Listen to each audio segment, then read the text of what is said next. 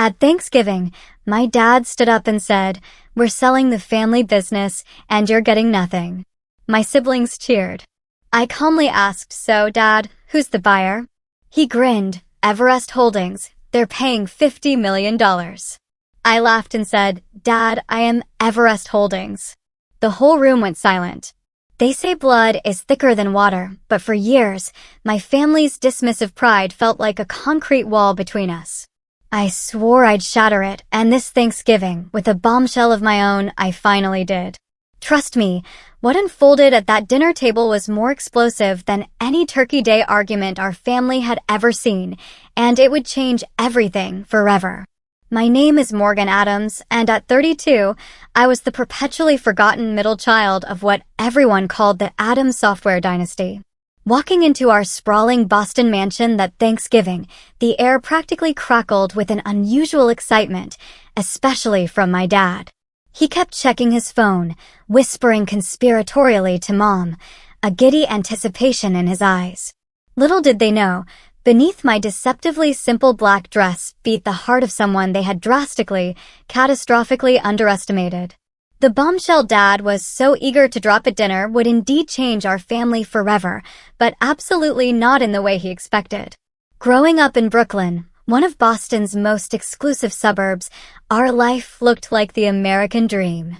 A grand colonial with 6 bedrooms, a heated indoor pool, and a lawn that required an army of 3 gardeners. From the outside, we were the epitome of success. My grandfather, Robert Adams, started Adams Software Solutions in his garage in '78 with just a second-hand computer and a revolutionary idea for inventory management. He built it into a regional powerhouse, but it was my father, Harold Adams, who really blew it up. When he took over in '95, Adams Software soared from a $10 million family business to a $50 million enterprise with over 200 employees and clients nationwide. Every holiday dinner, every family vacation, every casual weekend barbecue, they all inevitably morphed into a full-blown celebration of his business genius. The Adams name became synonymous with success in Boston business circles, and Dad never, ever let anyone forget it, especially us, his children. There were 3 of us Adams kids, each destined for a very different path, at least in Dad's eyes. Garrett, my older brother, 38, was the undisputed golden child. He'd majored in communications, partied his way through college, and yet, the day after graduation, Dad handed him a vice president position on a silver platter. Garrett spent more time on his boat or with his rotating cast of girlfriends than he did in the office. But somehow, Dad remained utterly convinced he was the natural heir to the Adams throne. Then there was me, Morgan, forever stuck in the middle at 32. Unlike my siblings, I inherited my grandfather's genuine passion for technology. I taught myself coding at 12, built my first app at 15. I went to MIT, studied computer science and business, graduated summa cum laude, and I had legitimate, innovative ideas for modernizing the company. Yet, when I spoke, Dad would look right through me during business discussions, as if I were utterly invisible. My younger sister, Megan, 29, rounded out our trio. She leveraged our family name to become a lifestyle influencer, boasting hundreds of thousands of followers who adored her perfectly curated glimpses into old money New England living. She had zero interest in software or business operations, but never missed an opportunity to post about being in the Adams software offices, while contributing absolutely nothing to the company's actual success. And Mom? Diane came from old Boston money, and she approached family conflict the way all proper Beacon Hill wives did, by ignoring it completely and pouring another generous glass of Chardonnay. She tried to play peacekeeper, but ultimately, she enabled Dad's worst behaviors, especially his blatant dismissal of my business acumen. "Harold, maybe you should listen to Morgan's idea," she'd occasionally suggest at dinner, only to immediately back down when Dad shot her that look. "Diane, please. This is actual business we're discussing," he'd say, before turning back to Garrett to continue their conversation about golf or yacht clubs or whatever non-business topic they were actually discussing. Family gatherings were a cruel ritual, always centering around business talk that, by some unspoken rule, somehow excluded me. Dad and Garrett would dominate conversations with industry jargon and inside jokes, while I sat there silently, despite understanding the technology and market better than either of them. If I dared to try and contribute, Dad would flash that condescending smile and say something like, "That's sweet, Morgan." But leave the business discussions to the people who understand the real world. Each time, it chipped away at me a little more. The breaking point, though, that one moment that changed everything, came when I was 22. I was fresh out of MIT with honors, and I developed a cloud-based integration solution that, I truly believed, could have revolutionized our product line years before any of our competitors even entered that space. I poured months of my life into preparing a comprehensive business plan, market analysis, and technical specifications. Dad finally agreed to let me pitch it during a board meeting, supposedly as a professional courtesy. I still remember walking into that mahogany-paneled boardroom, laptop and presentation materials in hand, my heart pounding with a mix of raw nervousness and defiant excitement. The board members, all men in their 50s and 60s who had been Dad's friends for decades, watched with polite but utterly distant expressions as I connected my laptop to the projector. 10 minutes into my presentation, Dad checked his watch, sighed loudly, and raised his hand, stopping me mid-sentence. "I think we've seen enough," he said, with a tight smile that didn't reach his eyes. "Morgan, sweetheart, this is all very creative, but completely impractical for a serious enterprise like ours. Our clients want stability, not experimental technologies."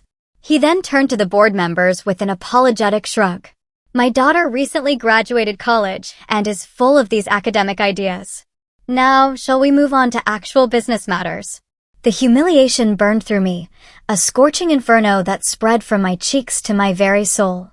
As I packed up my materials, they chuckled and moved on, as if I had never been there, as if my ideas were a childish fancy, a fleeting, embarrassing moment. That night, something shifted inside me. A cold, hard resolve solidified. I made a decision that would change everything. I would leave Boston. I would leave the family business behind. I would build something of my own, something so undeniably successful, so utterly undeniable, that even my father could not possibly dismiss it. I moved to San Francisco with $5,000 in savings and nothing else. My parents, predictably, assumed it was just a phase, a childish tantrum. They indulged me with patronizing amusement. "She'll be back when she runs out of money," I overheard Dad telling Mom on the phone. During one of our increasingly rare, increasingly strained calls. Those early years were brutal. My tiny studio apartment in a questionable neighborhood devoured nearly my entire monthly budget. I survived on ramen noodles and cheap coffee, working 80-hour weeks, first at entry-level coding jobs, then as a freelance developer.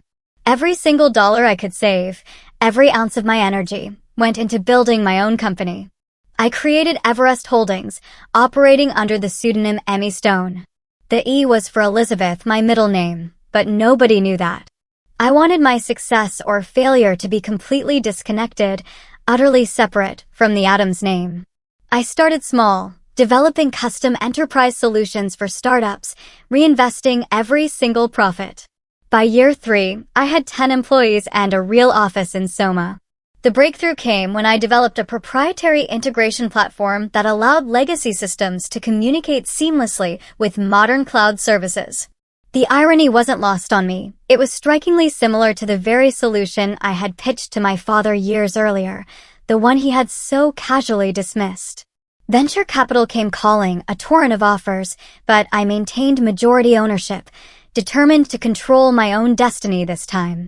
Over the next 7 years, I strategically acquired smaller tech companies that complemented our services. Everest Holdings grew from strength to strength, reaching a staggering $200 million valuation with offices in 3 cities. Throughout it all, I maintained my pseudonym in all business dealings.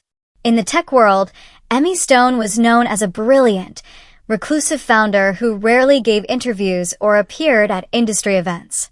When I absolutely had to make public appearances, I used subtle changes to my appearance and let my COO do most of the talking. My family remained completely unaware of my success.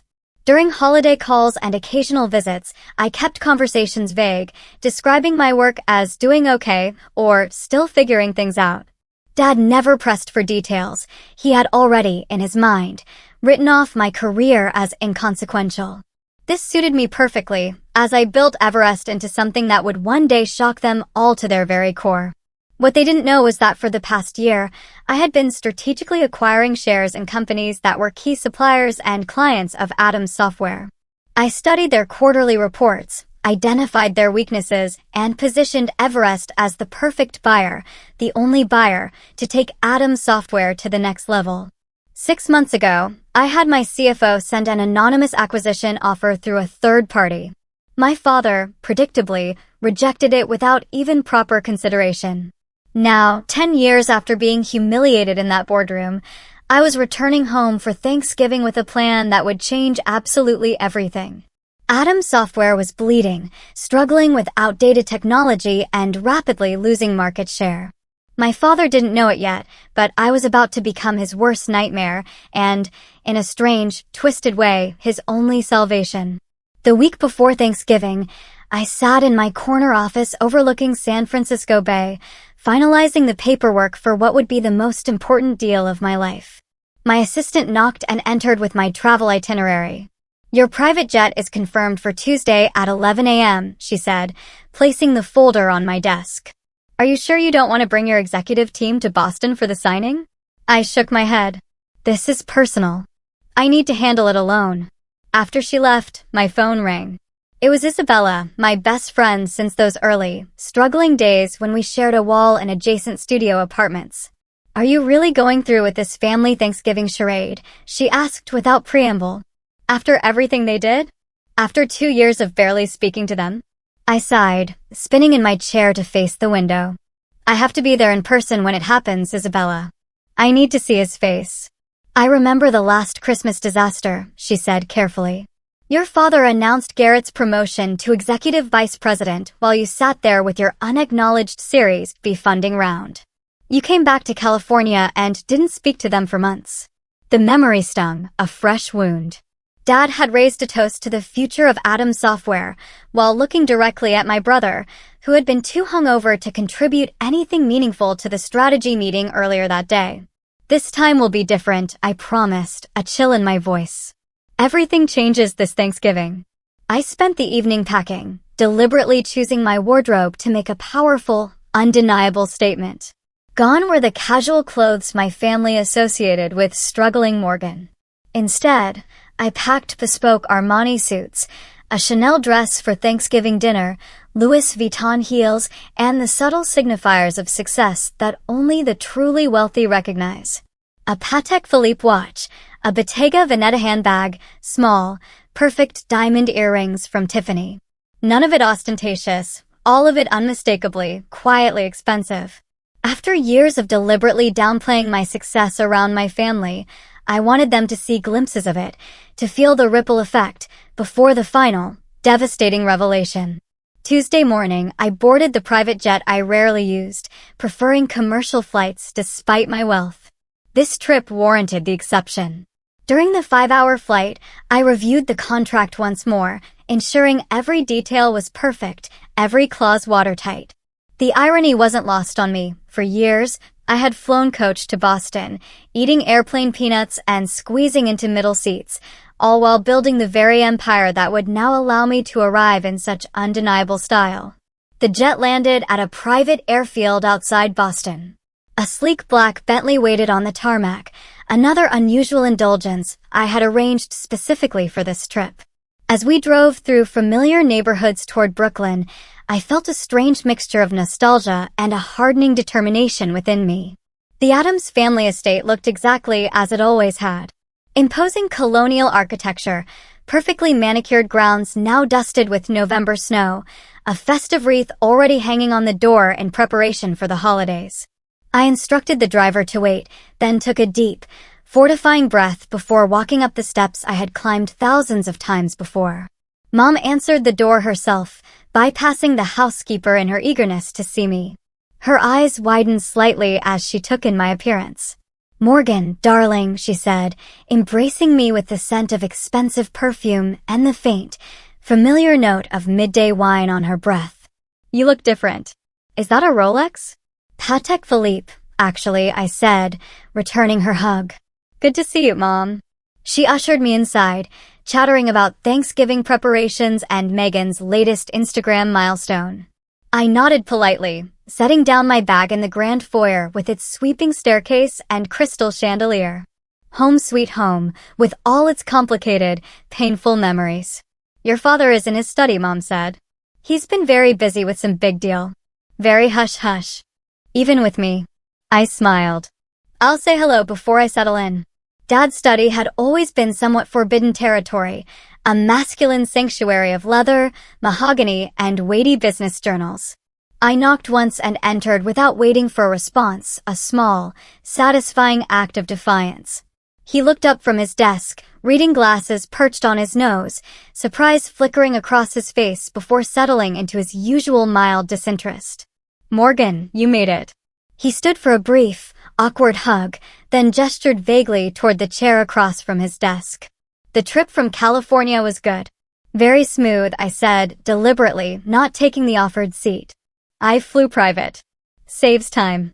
A momentary confusion crossed his features. "Private? That must have been expensive." I shrugged. "Business is good."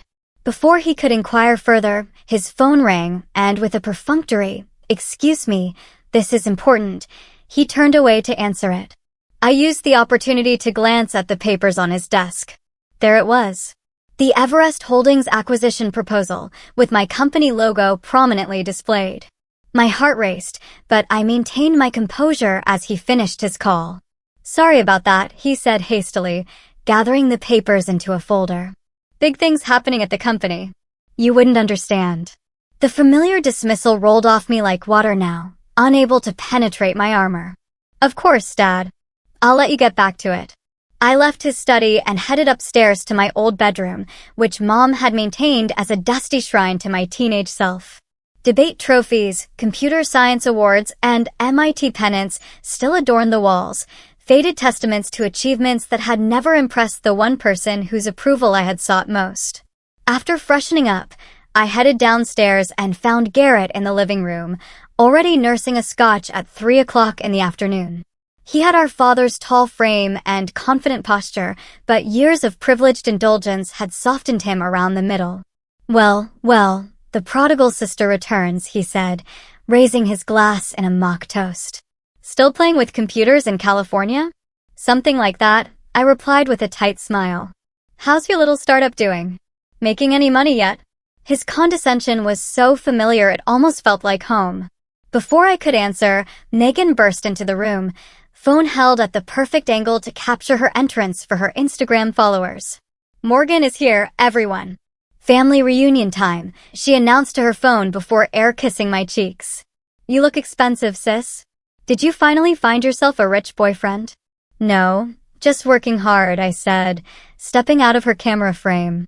Garrett brought his new girlfriend, Megan stage whispered, still recording. "Amber, she's 24 and does yoga, professionally." On cue, a willowy blonde entered the room, wearing designer jeans and a cashmere sweater that highlighted her perfect figure. Garrett immediately pulled her to his side with proprietary pride. "Amber, this is my sister Morgan. She lives in San Francisco and does tech stuff." His vague wave dismissed a decade of my professional accomplishments. "Oh my God, I love San Francisco," Amber gushed. "The shopping is amazing." Our awkward small talk was interrupted by the sound of Dad's raised voice from his study. Though the words were muffled, his excited tone carried clearly through the house. "Yes, absolutely. Tomorrow after Thanksgiving. 50 million is the final offer.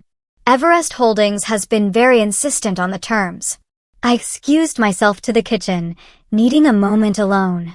The household staff had always been kinder to me than my own family. Maria, our housekeeper of 20 years, was preparing vegetables for tomorrow's feast. "Miss Morgan," she smiled warmly. "It is good to see you. You look well. California agrees with you." "Thanks, Maria. Need any help?" She shook her head. Your mother wants everything perfect for tomorrow. Big day, she says. Your father has news. I nodded, wondering with a bitter amusement if the entire household staff knew about the sale before his own children did. So I gathered. The pre-dinner drinks hour was excruciating. Mom fluttered about with forced cheerfulness. Dad checked his phone every 3 minutes. Garrett bragged about his new boat to anyone who would listen. And Megan documented everything for her followers. I sipped my wine slowly, observing the family dynamics with new eyes. No longer the hurt daughter seeking validation, but a successful businesswoman about to change the game entirely. Dinner is ready, Mom finally announced, ushering us toward the formal dining room, where the family had gathered for holiday meals for 3 generations. I took a deep breath and followed them, knowing that by the time dessert was served, nothing would ever be the same. The Addams family Thanksgiving dinner had always been a formal affair. The massive mahogany dining table gleamed under the light of the crystal chandelier, set with the Wedgwood china that only emerged for special occasions. Sterling silver candelabras held ivory tapered candles, casting a warm glow over the autumnal centerpiece of pumpkins, gourds, and fall foliage that Mom had undoubtedly commissioned from the most expensive florist in Boston. I noted with mild amusement that I had been seated at the far end of the table, as far from Dad at the head as physically possible. Typical. Garrett sat at Dad's right hand with Amber beside him, while Megan occupied the spot to Dad's left.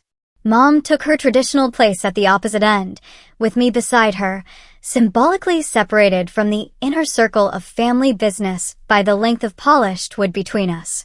Maria and the kitchen staff brought out course after course: butternut squash soup garnished with cream fraiche, harvest salad with candied walnuts and cranberries.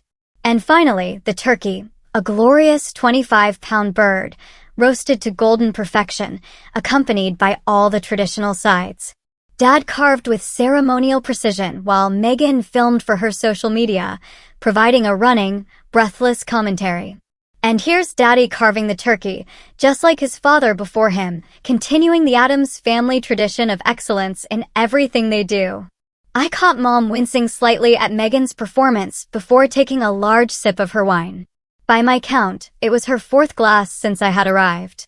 Once our plates were filled, Dad raised his glass for the traditional Addams family gratitude ritual. Another performance where we each shared what we were thankful for this year. It had once been meaningful before it devolved into a competitive status report.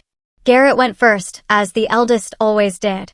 I am thankful for another record-breaking quarter at Addams Software, he began, though I knew from my meticulous research that the company had actually lost market share for the 3rd consecutive quarter. And for my new 42-foot yacht, the Addams Legacy, he squeezed Amber's hand, and for new beginnings with this amazing woman. Amber giggled and kissed his cheek while Megan made exaggerated gagging motions when Garrett wasn't looking. Megan went next, phone still in hand. I am so thankful to have reached 1 million followers this year. My collaboration with Luxury Life Cosmetics has been amazing, and I am grateful to be an Addams and represent our family brand to the world. She beamed at Dad, who nodded approvingly, though he had often complained privately about her frivolous career.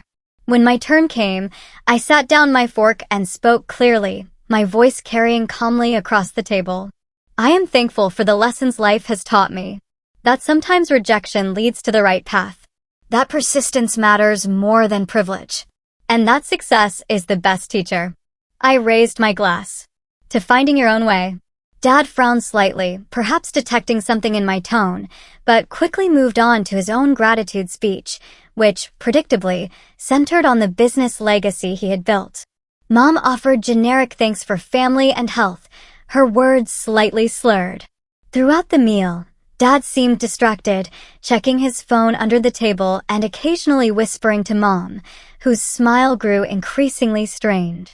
Garrett dominated the conversation with embellished stories about clients he had supposedly impressed, while Megan interrupted regularly to share comments from her followers watching her Thanksgiving Instagram story. As Maria brought in the pumpkin and pecan pies, Dad suddenly tapped his knife against his crystal water glass, the sharp ping cutting through the dinner conversation. I have an announcement to make, he said, standing at the head of the table with the authority of someone accustomed to commanding rooms. One that affects everyone here. The table fell silent. Even Megan lowered her phone, captivated. As you know, I have dedicated my life to building Atom Software into a leader in our industry. But all good things evolve, and the time has come for change. He paused dramatically. I have decided to sell the company. Garrett choked on his wine. What? Dad, you cannot be serious. Dad raised his hand for silence. I have been in negotiations for months with a very interested buyer. The deal will be finalized tomorrow. Megan gasped theatrically. But Daddy, what about the Atom's legacy? My brand is built around being an Atom Software heiress. That brings me to the second part of my announcement, Dad continued, his expression unreadable. The proceeds from the sale will not be going to you children as inheritance. Now both Garrett and Megan erupted in protest. That is our birthright. Garrett slammed his fist on the table, rattling the china. What do you mean? Megan wailed, now live streaming the family drama to her followers. Where is the money going? Dad waited for their outbursts to subside. Your mother and I will be using part of it for our retirement. The rest will go to establishing the Atoms Foundation, a charitable organization to support technology education. This is Garrett stood, his face flushed with anger. I have given 10 years to this company. You promised it would be mine someday. You promised all of us. Megan joined in, tears streaming down her face, though she kept her phone carefully angled to capture her most flattering crying angle. Throughout the chaos, I remained perfectly still, taking small, deliberate bites of pecan pie. Mom, however, noticed my unnatural calm and gave me a quizzical look. Morgan, she said quietly. You don't seem surprised. The table gradually quieted as everyone turned toward me, suddenly remembering my presence. Actually, I said, setting down my dessert fork with precision, the small sound loud in the suddenly silent room. I have just one question. I looked directly at my father, my gaze unwavering. Who is the buyer? Dad's chest puffed with pride, pleased to have important information that we did not. A very successful tech investment firm called Everest Holdings. They are paying $50 million, which is more than generous given our recent market challenges. I took a sip of water, using the moment to steady myself for what came next. The room felt charged with a strange electricity, the moment suspended between the past and the future. Dad, I said finally, my voice calm and clear, cutting through the thick silence. I am Everest Holdings. The room went completely silent. I could hear the antique grandfather clock ticking in the hallway, marking the seconds of frozen disbelief. For several heartbeats, nobody moved. The silence was absolute, as if the air itself had solidified around us. I watched the emotions play across my father's face in rapid succession: confusion, disbelief, shock, and finally, the first flickers of incandescent anger. Garrett was the first to react, knocking over his wine glass as he stood abruptly. The red liquid spread across the white tablecloth like blood, a vivid, dramatic punctuation to the moment. What the hell are you talking about? He demanded, looking between Dad and me with growing panic. Megan, incredibly, was still live streaming, her hands shaking as she captured what was quickly becoming the most dramatic content her followers had ever seen. Oh my God, she whispered to her phone, her voice barely audible. Did my sister just say she owns Everest Holdings, the company buying our family business? Mom reached for her wine glass, found it empty, and promptly grabbed the bottle instead.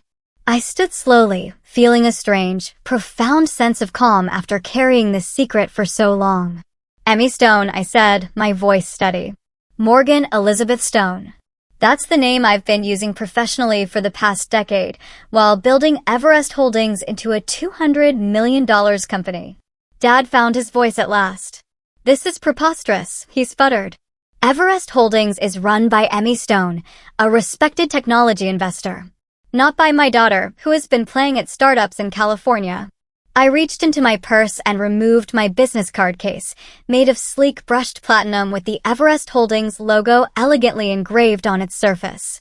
I slid a card across the table toward him. Actually, Dad, I am Emmy Stone. I founded Everest Holdings 10 years ago after you dismissed my business proposal and humiliated me in front of your board. Dad snatched up the card, staring at it as if it might transform in his hands. This is some kind of joke, he said, but his voice had lost its certainty. Everest Holdings now owns controlling interests in Nexus Technologies, Data Stream Solutions, and TechCore Industries, I continued, naming Atom Software's 3 largest suppliers.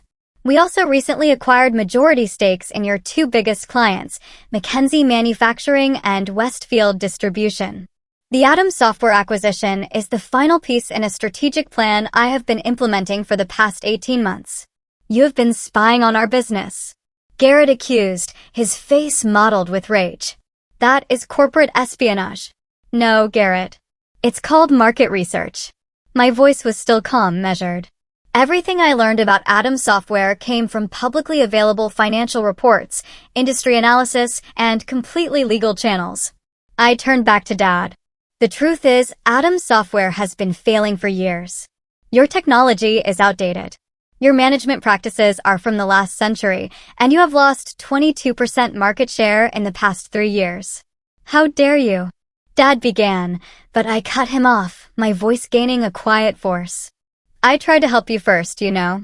6 months ago, Everest Holdings sent an anonymous partnership proposal that would have allowed the Atom's name to remain on the company while providing the capital and technology upgrades you desperately needed. You rejected it without even reading past the first page. Dad's eyes widened in recognition. The Phoenix proposal, that was you? I nodded. I wanted to give you a chance to accept help without knowing it came from me. Your pride wouldn't allow it. So this whole time, you have been plotting against your own family? Garrett shouted, his voice cracking with disbelief. Planning to steal our company? Not steal, Garrett. Purchase legally. For $50 million, which is honestly more than its current market value. I kept my voice level despite the emotional storm brewing inside me. And let's be clear, this company stopped being our family business the day Dad made it evident that only one child would ever have a meaningful role in it, despite that child's complete lack of qualifications or interest in technology. Megan finally lowered her phone, the reality of the situation apparently sinking in. So, you're going to be our boss now, she asked in a small voice, a flicker of something new in her eyes. Technically, yes, I confirmed. Though the current management structure will be completely reorganized. Dad stood abruptly, his chair scraping loudly against the hardwood floor. This deal is off, he declared, his voice shaking. I will not sell my company to my own daughter as some kind of revenge plot.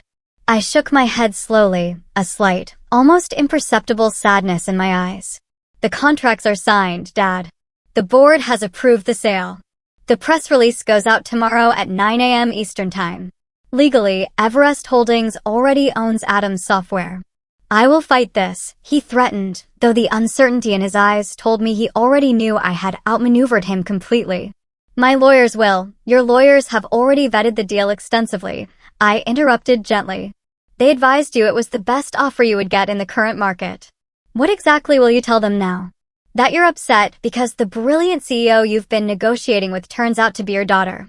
Mom spoke for the first time since my revelation, her words slightly slurred, but her gaze surprisingly clear and direct. All these years, Morgan, all these years you were building this while we thought. While you thought I was failing, I finished for her. Yes, exactly. Dad slammed his hand on the table again. You have a choice to make right now, Morgan. You can be my daughter, or you can be the person who took my company. You cannot be both.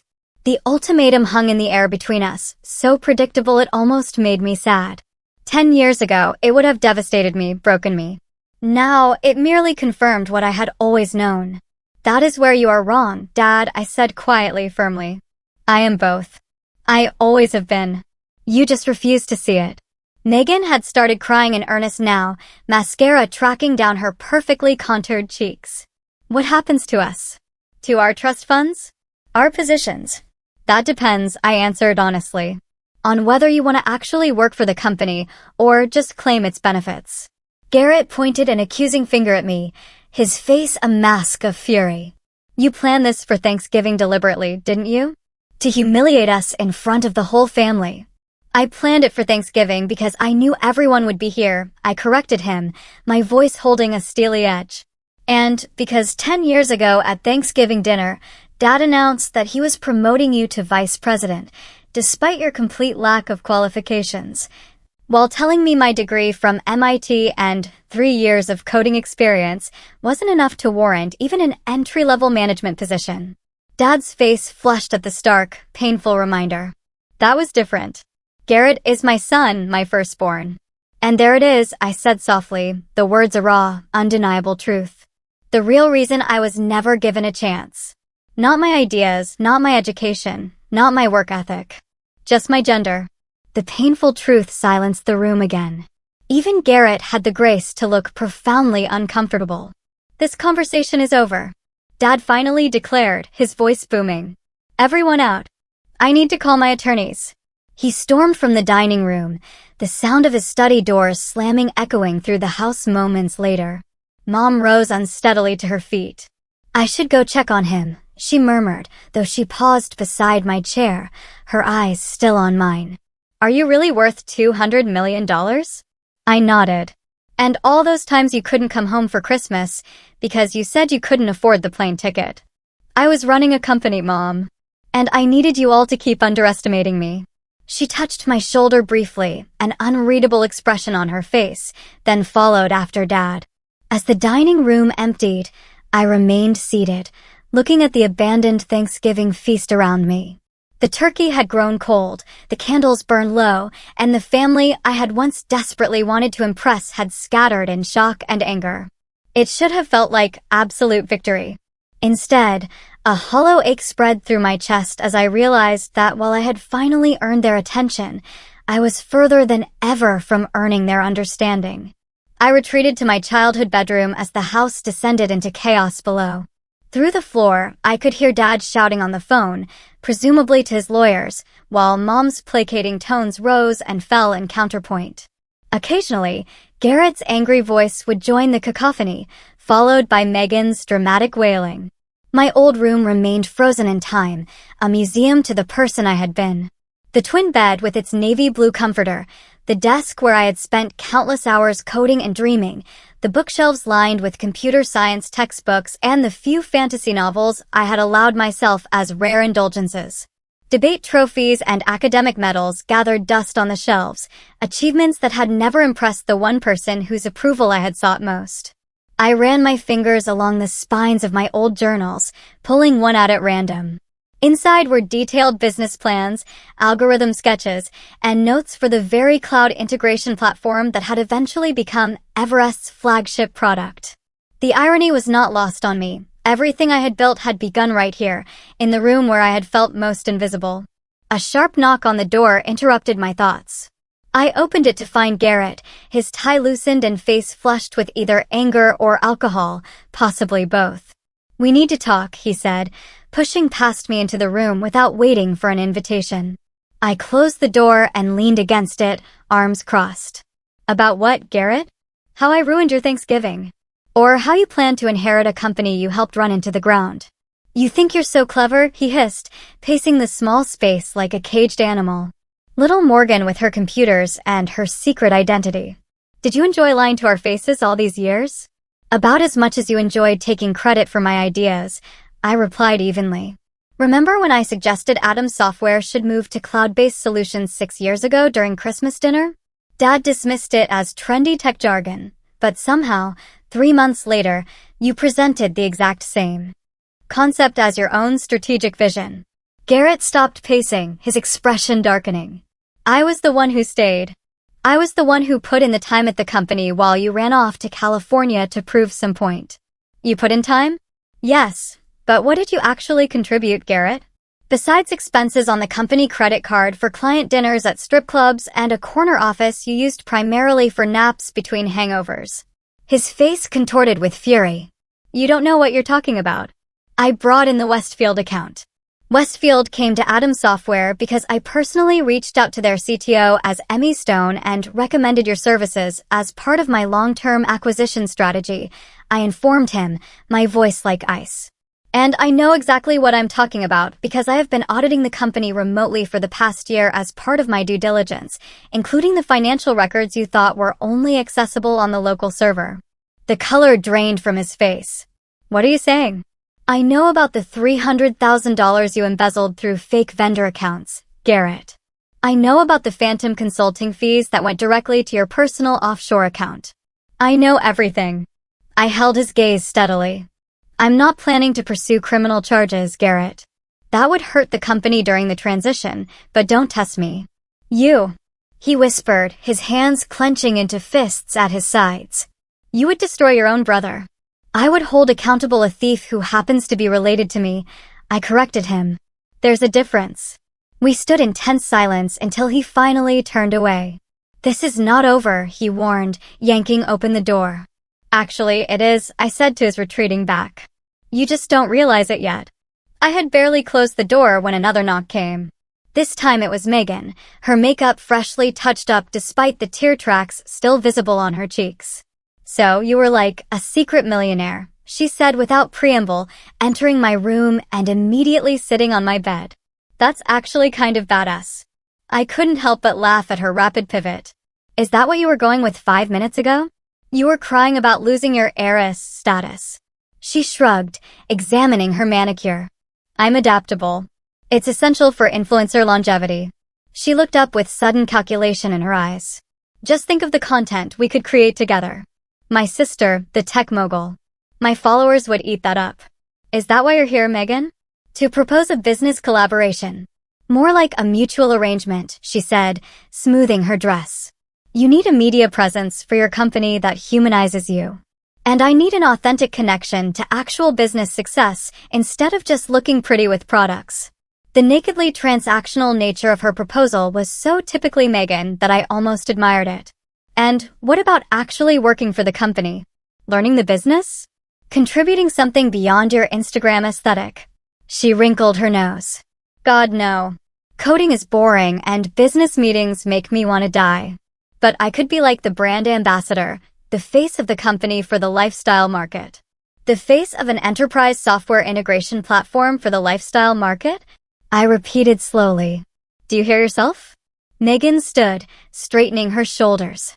Fine. Mock me like everyone else in this family.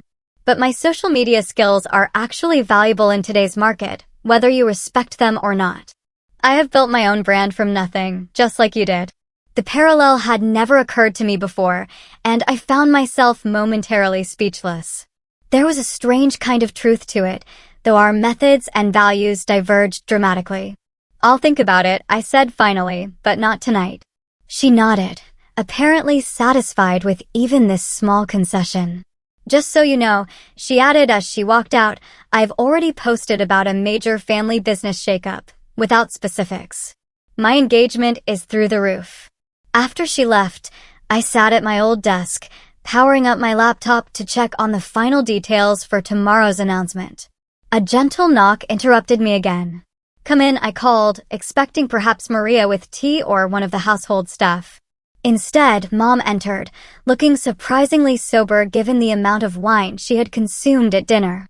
She had changed from her dinner dress into a cashmere sweater and slacks, her armor of Boston society wife temporarily set aside. Your father has locked himself in his study with a bottle of scotch and the company bylaws, she said, settling into the window seat where she used to sit and read me stories as a child. He's convinced there must be some loophole to stop the sale. There isn't, I said simply. His lawyers already confirmed it. She nodded, looking around the room thoughtfully. You know, I kept everything exactly as you left it. I always thought you'd come back once you got this rebellion out of your system. It was never a rebellion, Mom, I said softly. It was a career. A life. $200 million, she mused, shaking her head slightly. My little girl built a company worth $200 million in secret while we all thought you were struggling. I turned to face her fully. You could have asked, Mom. Any of you could have shown genuine interest in what I was doing, but none of you ever really wanted to know. Tears welled in her eyes. I knew, Morgan. Not the details, not the scale of your success. But I knew you were special. I saw it when you were little. The way your mind worked differently, How you understood things the rest of us couldn't grasp. She wiped at her cheeks. I just didn't know how to help you in a family like ours, with a man like your father. You could have stood up for me, I said, the old, familiar hurt rising unexpectedly in my throat. All those times he dismissed me, humiliated me. You just sat there. I was wrong, she admitted quietly, her gaze firm. I told myself I was keeping the peace, being a supportive wife, but I failed as a mother when you needed an advocate. The simple, raw acknowledgement pierced something long frozen inside me. I had come prepared for anger, for accusations, even for legal threats. I had not prepared for genuine remorse. What happens now? Mom asked after a long silence. Tomorrow morning, the acquisition becomes public. Adams Software will become a subsidiary of Everest Holdings. The company name will remain for now, but operations will be completely restructured. I hesitated, then added, Dad and Garrett will be offered advisory positions with no actual authority if they want them, mostly for appearance's sake during the transition. And you? She asked. Will you move back to Boston? I shook my head. I will remain in San Francisco. We will install a new management team here. She nodded, seeming to understand all I was not saying, that I had outgrown this house, this stifling family dynamic, this version of myself. Your father may never forgive you for this, she warned softly. I know, I acknowledged, my voice quiet. But this isn't about forgiveness, Mom. It's about finally being seen. After she left, I worked until dawn, preparing for the morning's confrontation, ignoring the texts from Isabella, asking for updates. As the first gray light of morning filtered through my curtains, I changed into one of my Armani suits, styled my hair into a sleek chignon, and put on the subtle makeup that Emmy Stone was known for in her rare public appearances. The morning would bring either a new beginning for the Addams family, or its final, irrevocable fracturing. Either way, I was ready. The kitchen was eerily quiet when I came down at 7 a.m. Maria silently handed me a cup of coffee, her eyes communicating a mixture of concern and respect. The formal dining room had been cleared of last night's Thanksgiving disaster. No evidence remaining of the family explosion, except the lingering, suffocating tension in the air. I checked my phone. 3 missed calls from my executive team, eager for updates on the acquisition announcement scheduled for 9 a.m. A text from Isabella. Did you drop the bomb? Are they still breathing? I had just finished responding when Dad appeared in the doorway of the kitchen. He looked older than he had yesterday. The lines around his eyes deeper, his normally perfect posture slightly stooped. He had clearly not slept. My study, now, his tone left no room for discussion. I followed him down the hallway to the room that had always been the center of Addams' family power. The wood-paneled walls were covered with framed accolades, business journal covers featuring Dad, industry awards, photos with politicians and celebrities. Conspicuously absent was any recognition of my achievements, though my MIT graduation photo sat on a side table, half hidden behind more prominent family pictures. Dad took his seat behind the massive desk, a position he had used to intimidate business rivals for decades. I chose not to sit in the visitor's chair as expected. Instead, I perched on the edge of the desk itself, a subtle repositioning of our power dynamic that did not go unnoticed. My attorneys confirm what you said last night. He began without preamble. The sale is legally binding. The board vote was unanimous. Of course it was, I replied, my voice calm. Addams Software has been losing market share for 3 years. Your technology is outdated. Your management structure is bloated, and your development pipeline is empty. The board recognized a good offer when they saw it. $50 million, he said, shaking his head. The company was valued at $70 million just 2 years ago. The company was overvalued 2 years ago, I corrected. And I offered more than any other potential buyer would have. Most would have stripped the assets and dissolved the Addams name entirely. He looked up sharply, a flicker of something new in his eyes. And is that your plan? To erase your own family legacy? No. Despite everything, I respect what grandfather built and what you expanded. The Addams name stays, though the company structure will change significantly. For the first time, uncertainty crossed his features. What exactly are your plans? He asked. I had waited 10 years for him to ask my opinion on business matters. The irony was not lost on me. Atom Software will become the enterprise division of Everest Holdings, focusing on updating your legacy products and integrating them with our cloud platforms. We will retain approximately 60% of the current staff, with significant changes to upper management. And me, he asked, the question clearly costing him. You will be offered a position as Chairman Emeritus. No operational authority, but you will maintain an office and can advise on client relationships during the transition. His jaw tightened. A figurehead role. A respected advisory position, I countered, with full benefits and a generous compensation package. He stood abruptly, walking to the window that overlooked the immaculately maintained garden. For a long moment, he said nothing, his back to me, as he stared out at the property that generations of Atom's success had built.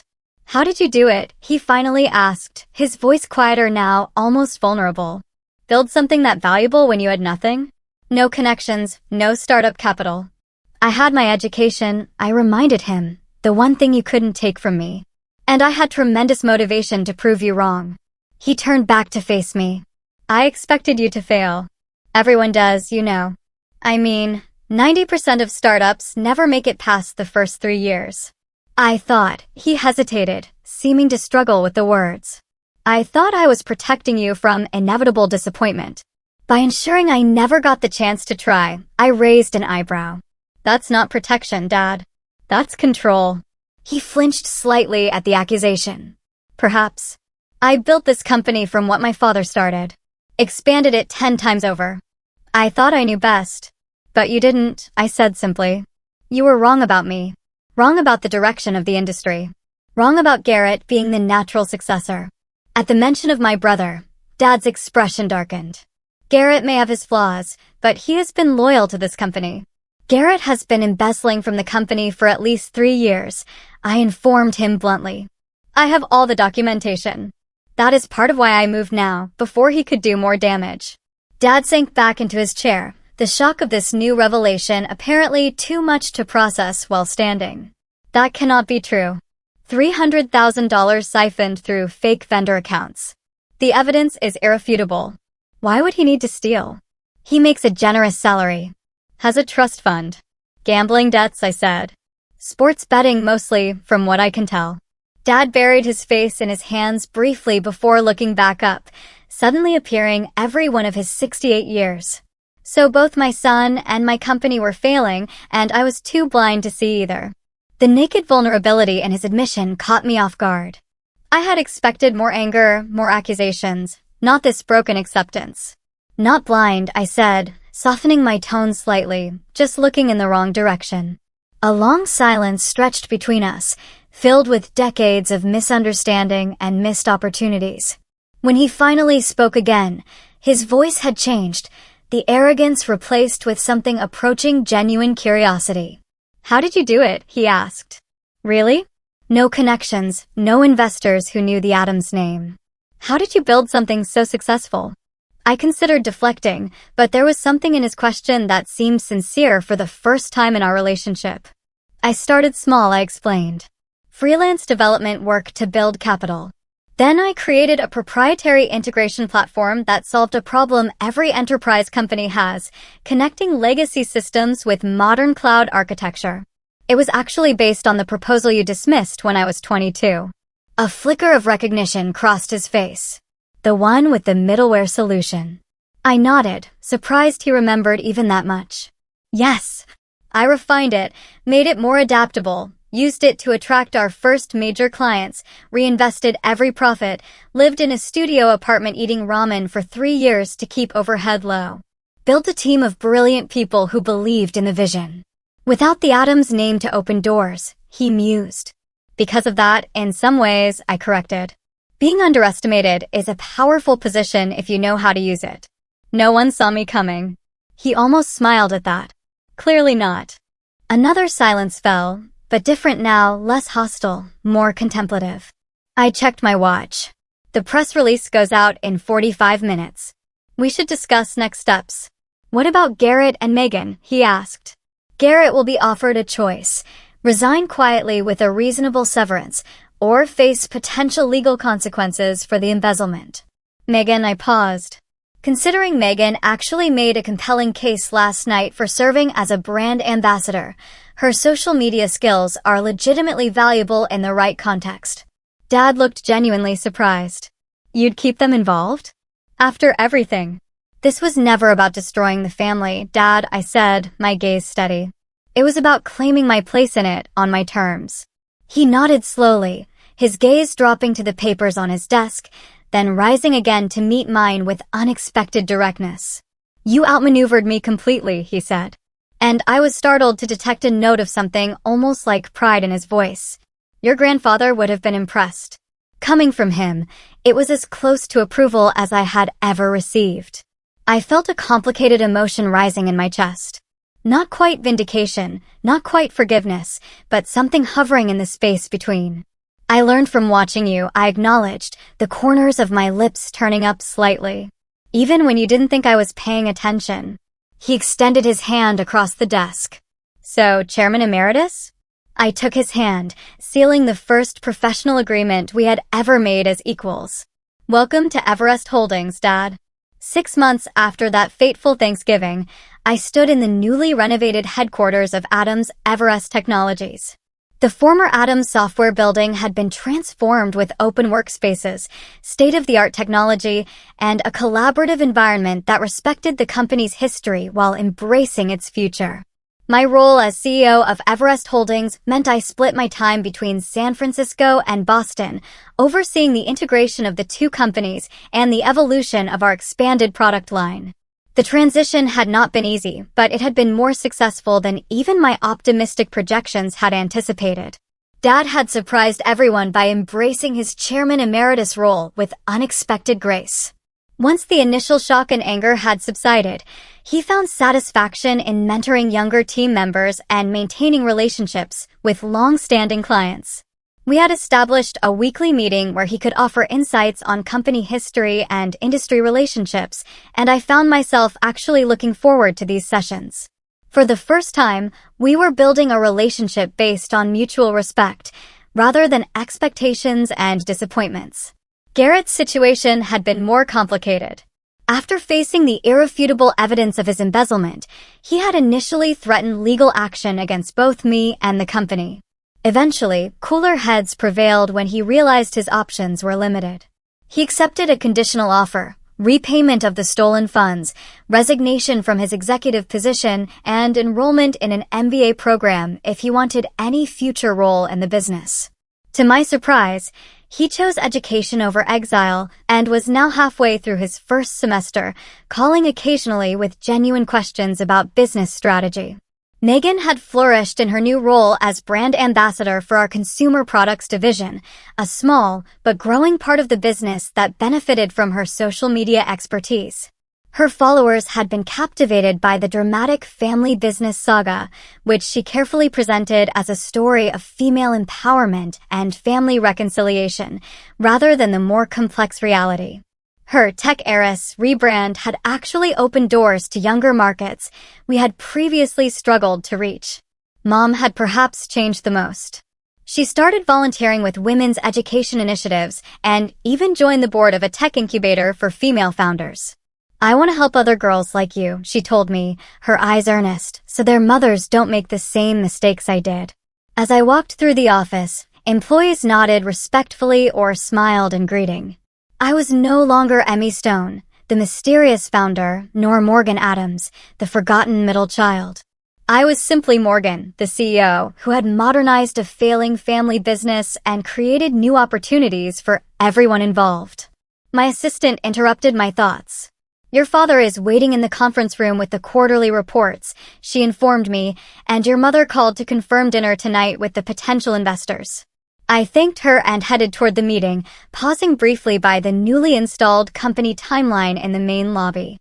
It displayed the evolution of Adams software from my grandfather's garage startup to our current iteration as Adams Everest Technologies. My photo now hung alongside those of my grandfather and father, 3 generations of leadership, with my own achievements listed with the same prominence as theirs. Thanksgiving was approaching again, and this year would be entirely different. We had planned a smaller, more intimate family dinner, without the performative traditions that had dominated our previous gatherings. No formal gratitude ritual, no business posturing, just a family still learning how to truly see and hear each other. The journey from rejection to leadership had been longer and more painful than I could have imagined when I left Boston 10 years ago. The challenges of merging family and business continued daily, requiring patience and perspective I was still developing. There had been moments when the weight of past hurts threatened to overwhelm the progress we had made, when old patterns of communication emerged in tense meetings or family dinners.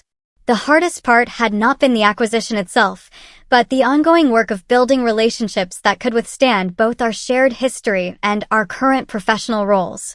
Dad still occasionally slipped into his authoritarian approach before catching himself. I sometimes found myself unnecessarily defensive, anticipating dismissal that no longer came. Yet slowly, conversation by conversation, the Addams family was creating a new dynamic. Mom had hosted a dinner last month where, for the first time in my memory, everyone spoke equally, everyone listened, and no one stormed out in anger. Small victories, but meaningful ones. Perhaps the most profound moment had come unexpectedly during a late night at the office, when Dad and I were reviewing the first quarter results after the merger. The numbers had exceeded all projections, with client retention at 98% and new contracts increasing revenue by 32%. You know, he had said quietly, staring at the spreadsheet, "You have already accomplished more than I did in my first decade running this company." The simple acknowledgement had healed something in me that I had not realized was still broken. Not because I needed his validation professionally anymore, but because it represented the human recognition I had sought all along. The experience had taught me that success itself is not enough to heal family wounds. The satisfaction of proving myself had been sweet, but ultimately hollow, until it led to genuine connection. I had needed to learn that there is a difference between winning and resolving, between being right and being whole. As I entered the conference room where Dad waited with the quarterly reports, I reflected on how complex the journey had been from that Thanksgiving revelation to today. The lesson I carried forward was not that success is the best revenge, but that success without reconciliation leaves both sides poorer. True victory came not when I proved my father wrong, but when we both found a way to be right together. For anyone watching this who recognizes the painful dynamics of family business, who has felt invisible or undervalued by those who should see you most clearly, I hope my story offers both inspiration and caution. Building your own success is powerful, but healing family wounds requires more than professional achievement.